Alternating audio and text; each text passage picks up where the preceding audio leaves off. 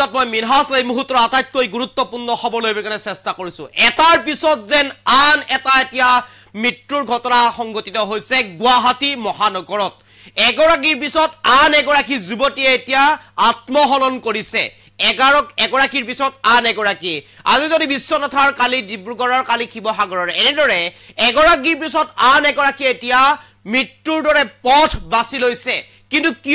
কিহৰ কাৰণে এনে ধৰণৰ ঘটনা সংঘটিত হৈছে দুটা তিনিটা দিনৰ মুৰে মুৰে এনে ধৰণৰ ঘটনা সংঘটিত হৈ আহিছে এইবাৰ পুনৰ গুৱাহাটী মহানগৰৰ গীতানগৰৰ মনালিসা পথত সংঘটিত হৈছে এনে ধৰণৰ আন এক আত্মহননৰ ঘটনা এইবাৰ এগৰাকী 32 বছৰীয়া যুৱতী জ্যোতিস্মিতা গগৈ নামৰ যুৱতী গৰাকীয়ে আত্মহননৰ দৰে পথ বাছি লৈছে কিন্তু কি কাৰণে এনে ধৰণৰ ঘটনা সংঘটিত হ'বলৈ পাইছে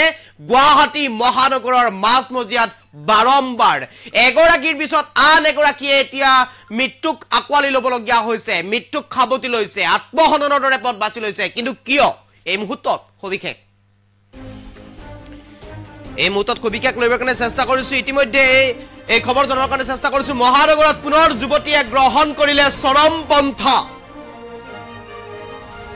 এটাৰ পিছত আন এটা যেন ঘটনা সংঘটিত হৈ আছে এতিয়া গুৱাহাটী মহানগৰত গীতানগৰৰ মনালিসা পথৰ হাউস নম্বৰ 5ত চৰম পন্থা এগৰাকী যুৱতীৰ শনিবাৰে সন্ধিয়া ভাড়াঘৰৰ কোঠাত চিপ লোৱা অৱস্থাত উদ্ধাৰ হয় যুৱতীগৰাকী শনিবাৰে সন্ধিয়া যুৱতী চিপ লোৱা অৱস্থাত উদ্ধাৰ হয় যুৱতীগৰাকীৰ মৃতদেহ যুৱতীগৰাকী লখিমপুৰৰ 32 বছৰীয়া জ্যোতিস্মিতা গগৈ বুলি ইতিমধ্যে চিনাক্ত কৰা হৈছে কিন্তু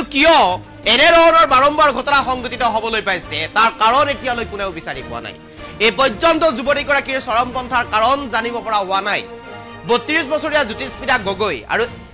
এটাৰ পিছত যেন আন এটা ঘটনা সংঘটিত হৈছে গুৱাহাটী মহানগৰত এগৰাকীৰ পিছত আন এগৰাকী যেন যুৱতী এতিয়া মৃত্যুক আকোৱালি ল'বলগা হৈছে আত্মহননৰ দৰে পথ বাছি ল'বলৈ লৈছে কিন্তু এই ঘটনাৰ এতিয়া মেইন কাৰণ কি মুখ্য কাৰণ কি কিহৰ কাৰণে এনে ধৰণৰ ঘটনা সংঘটিত হ'বলৈ পাইছে কিয় বাৰম্বাৰ উজনি অসমৰ যিসকল যুৱতী আছে এই যুৱতীসকলে কিয় এনে ধৰণৰ আত্মহত্যাৰ দৰে আত্মহননৰ দৰে পথ বাছি ল'বলৈ আগবাঢ়ি আহিছে কিয় দুটা দিনৰ তিনিটা দিনৰ মুৰে মুৰে এনে ধৰণৰ ঘটনা সংঘটিত হৈছে পুনৰ এনে ধৰণৰ ঘটনা সংঘটিত হ'ল কালিৰ দিনটোত যুৱতীগৰাকীৰ ঘৰ লখিমপুৰত বয়স 32 বছৰ নাম জ্যোতিস্মিতা গগৈ আত্মহননৰ দৰে পথ বাছি ল'লে গীতানগৰৰ মনালিসা পথত থকা হাউস নম্বৰ 5ত এনে ধৰণৰ ঘটনাই এতিয়া এক প্ৰকাৰ চিন্তিত কৰিছে অসমবাসীক চিন্তিত কৰিছে গুৱাহাটী মহানগৰত কিয়নো চিন্তিত কৰিছে এতিয়া আৰক্ষী প্ৰশাসনকো কিয়নো বাৰম্বাৰ এনে ধৰণৰ ঘটনা সংঘটিত হৈছে এটাৰ পিছত আন এটা যেন এতিয়া এনে ধৰণৰ ঘটনাই